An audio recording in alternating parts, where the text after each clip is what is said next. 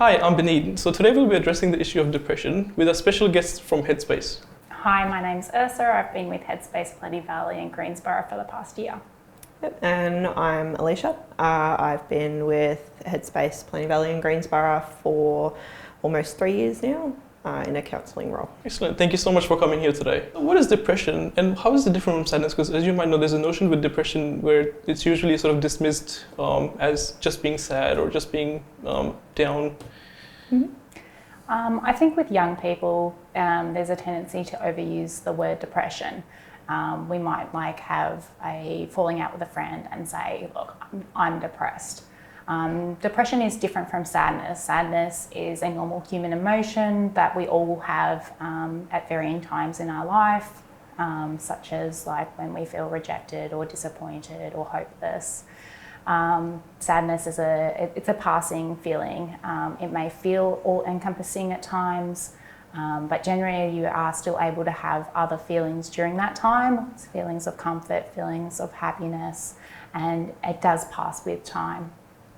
Yeah, whereas depression, it's more than sadness in the intensity. There are other emotions involved, such as hopelessness, despair, that lonely sort of feeling as well.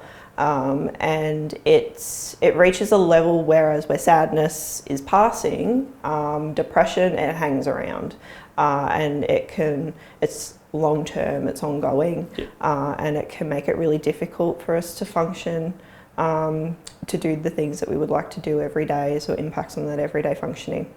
So what are these sort of the signs to look out for in distinguishing this sort of depression? So depression, young people can experience irritability, mood swings, changes in appetite, changes in sleeping. Yeah, loss of interest in their activities, and it's not just that short-term loss of interest, it's that ongoing sensation that we aren't enjoying the things that we once did, may start questioning, why don't I enjoy these things anymore? Things that once made me happy, it's not, feeling like it's not working.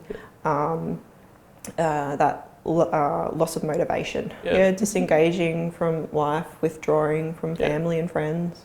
So as you know, we live in a diverse area with people from various different backgrounds. What do you think young people from different backgrounds, and especially young men, are least likely to seek help? I think that there's still a lot of stigma around mental health, what that means, and how it's seen as weak to go and seek support, especially young men and those from minority groups such as the LGBT or culturally and linguistically diverse peoples. Yeah, and then from that cultural perspective, there's a lot of cultures that don't have a word for mental health or for stress or depression or anxiety. So trying to work around that and what it is that their culture has taught them while they're growing up, as well as trying to get that help and support from themselves and to be the best that they can be, it can be a bit of a hurdle.